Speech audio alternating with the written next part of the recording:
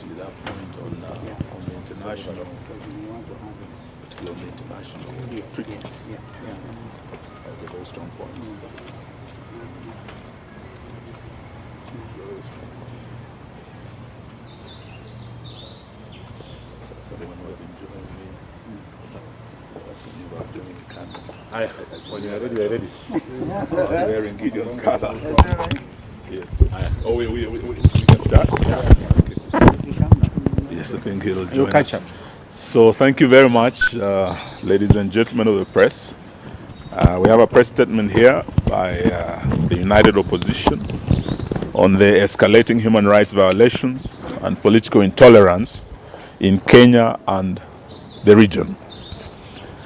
We, the United Opposition, stand before the people of Kenya and the international community, gravely alarmed by the heightened descent of our beloved nation into a state of repression, lawlessness, and political persecution. Despite our persistent calls to end arbitrary arrests, abductions, gross violation of human rights, and extrajudicial killings, the Ruto administration seems to be on a race to the bottom, that is to anarchy. In recent days, the country has been plunged into a disturbing pattern of political repression and targeted violence. Most shocking was the brazen abduction of the Honorable Member of Parliament for Juja constituency, the Honorable George Koimburi, whom we have visited this morning, and who was forcefully taken by unidentified assailants on a Sunday. He had gone to church, only to be later found tortured and dumped in a coffee plantation somewhere in Kiambu, literally fighting for his life. The horrifying incident is not isolated. It's part of a chilling trend where elected leaders and citizens, particularly Gen Zs, aligned with the opposition, are being systematically targeted to silence any dissent against this regime. In Kakamega, what was meant to be a peaceful homecoming for our colleague, Honorable Cleophas Malala and the supporters of the DCP party, was quickly turned into a war zone as police deployed excessive force, including live ammunition, to disperse opposition supporters. A few days before, the same cruel pattern faced innocent, peaceful citizens in Bungoma protesting against the grabbing of the Nzoia Sugar Company. This use of disproportionate force on unarmed civilians is not only unlawful, but represents a dangerous erosion of the right to assemble as enshrined in Article 37 of the Constitution of Kenya. Moreover, we have repeatedly raised the alarm over the state-enabled culture of impunity, where political hooligans are mobilized to disrupt opposition events violently. These criminal gangs operate openly, often shielded or even escorted by state security forces. From Busia to Kisumu, Nairobi to Nyeri, opposition meetings have been ambushed, tents destroyed, sound systems and cars vandalized, and citizens assaulted. While the police stand by, or worse, collaborate in this chaos, this is no doubt a state-sponsored political terrorism. We also condemn in the strongest terms possible the murder of two Catholic priests, Father John Minor, who had just recently hosted the second deputy president. We also condemn the death and murder of Father Alois Cheriot Bet, who had also been paid a visit by DCI officers, only to be murdered shortly thereafter. We are in solidarity with the Catholic Church in demand for justice and holding to account those responsible for these heinous crimes. These violations are not only gross violation of the Kenyan Constitution, but also a violation of the African Charter on Human and People's Rights and other international rights statutes, including the Universal Declaration of Human Rights 1948, to which Kenya is a signatory, the International Convention on Civil and Political Rights, ratified by Kenya as far back as 1972, the African Charter on Human and People's Rights, which enshrines the right to liberty assembly, and freedom of expression. These legally binding instruments obligate the state to protect, not to persecute, any of its citizens without exception. We are deeply disturbed by the growing role of private sector enablers in this crackdown. We call out telecommunication companies, in particular Safaricom, which may have turned a blind eye, or worse, actively collaborated with the regime in surveilling, tracing, aiding, and abducting of these citizens. We demand that they publicly account for the data they provide to security agencies and affirm their commitment to protecting the rights and privacy of their customers. We equally put on notice all political and business elites, those who fund the goon squads, those who lobby for the maintenance of tyranny, and those in the diplomatic community who remain silent as Kenya burns. History will remember your complicity.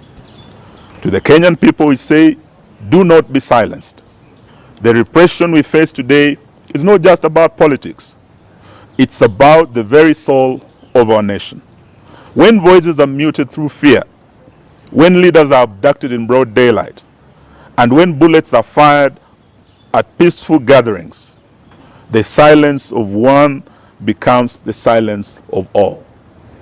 We urge every citizen, civil society groups, religious leaders, and international allies to stand in solidarity with us in demanding, 1, an immediate cessation of politically motivated violence and abductions, enforced disappearances, and extrajudicial killings. 2, accountability for the telecoms and private actors enabling illegal surveillance, tracking, and data breaches. 3, an end to state-backed disruption of peaceful political assemblies. 4, the protection of constitutional rights, including the freedom of assembly, association, expression, and political participation. We would like to remind Mr. Ruto that he is not immune from prosecution for crimes against humanity, which includes abductions, torture, enforced disappearances, murders, gender-based violence, and other crimes. This is not a partisan issue. It's a matter of national concern and international concern as well. In fact, we want to declare it a national emergency. We will not relent until justice and the rule of law is restored and every Kenyan can live and speak without fear in this country. That's the end of our statement. Thank you very much. Any questions? I think it's very clear. It's a very clear statement. In fact, if we just carry it as it is, none of us here, because it's what we have discussed this morning, and those of us who have mothers just been here, Rigi G sent his apology. In fact, he was also here last night, and all the other friends are in solidarity with this statement. So I really think we shouldn't add anything unless it's something, a question. Oh, great. Tumemwona, sauti imeanza kurudi pole pole. And his wife is beside him, and we thank Karen Hospital for taking excellent care of him. You know, when you hear stories like Mheshimiwa abducted himself, you really want to pray for those people because they are evil. You see the tattered clothes and things, he's lucky to be alive. And so we have one instrument, Constitution of Kenya 2010. And all public officers, from William Ruto to the police constables, must know that be held accountable under the Constitution. Those rights are so clearly elaborated. And so we want to say shame on anybody who thinks a Mheshimiwa like this can abduct himself. And you want us police to believe your story? So I don't want to add.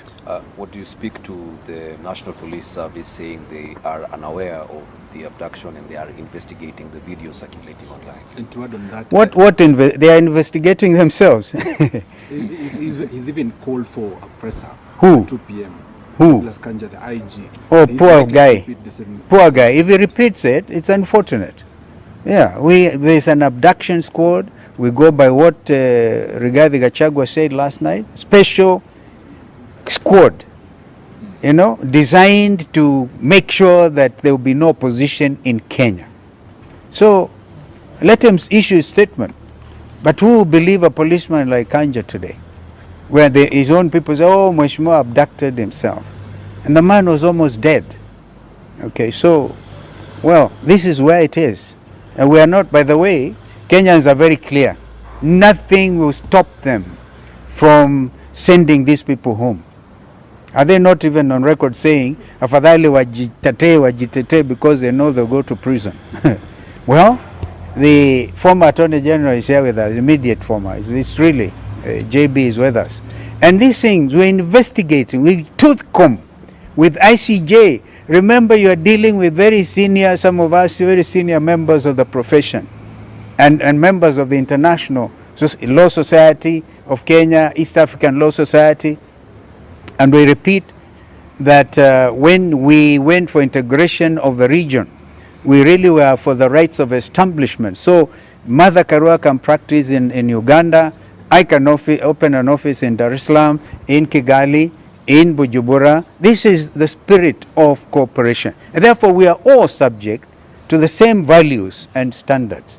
So we are going to make sure that this region is called to order when it comes to human rights, which are universal under those statutes that have been elaborated. How do you speak to comments made by the Tanzanian MPs yesterday about... We don't want to comment about Tanzanian MPs. I think let's stick to the Kenyan situation. Yeah. About abductions. Yeah. Our own president, just a few days ago, told the Finnish president there will be no more abductions. Yeah. We have come here because of the latest abductee, an honorable member of parliament. And we have here the former Attorney General whose own son was abducted. Probably should say a word about abductions that he has called for an end to. JB, please. Thank you, my colleagues. I've always called for an end to abductions, and we thought when President Ruto, in answer to a question from a foreign journalist, saying that they have all come to an end, and all those that have been abducted and safely been returned to their homes and reunited with their families. Only, unfortunately, to see this latest one of Honorable Koimburi. And just to answer a simple question, on Friday last week, the police who are looking for Honorable Koimburi did not get him. He managed to escape. The police continued to look for him. They arrested his driver. His vehicle is still at the Bodaiga police station. That was Friday. And then on Sunday, is it rocket science to know the people that were hunting for Koimburi on Friday are the same ones who are looking for him on Sunday? It's a simple thing. So, IG Kaja, please, you can tell that story to the bands, not to Kenyans. It doesn't make sense. Abductions and all forms of extrajudicial processes must come to an end in this country. Thank you. Thank you, ma'am. Former Speaker of the National Assembly, what is the silence? We are not getting anything from Parliament, the current Speaker. Current Parliament. It was. I'm told they are resuming their sitting today. That is the National Assembly. So let me not say beyond that, but Kenyans are watching very carefully what Parliament is doing. And just to ask you a question, when the Attorney General has spoken, are you still keen on listening to Kanja? It's a waste of time. The speaker is Yeah, I just wanted, yeah, we want to hear what they're going to say. They are resuming today. So Let's hear what they're going to say. Naturally, we will expect that the National Assembly is sitting this afternoon. We'll move a motion of adjournment. Yes, we'll move a motion of adjournment to discuss, because it's a serious case of insecurity. Yeah. It's just the other day that another member was shot and killed. Now again, yesterday or Sunday, another one is kidnapped, abducted, left for the dead. Surely, we expect no less than the House adjourning to discuss the matter of rising insecurity. Some of them, by the way, are here. The Honorable Mule, and who else is there? Mawade is here. Understanding order number 20, move a motion of adjournment to discuss an urgent matter of national importance. So we expect that. And I think all members now, we give you instructions to do so. And let us see how many others, remainder of what was state captured, hear what they are going to say. They are going to defend this gangsterism by the state. Asanteni. Thank you.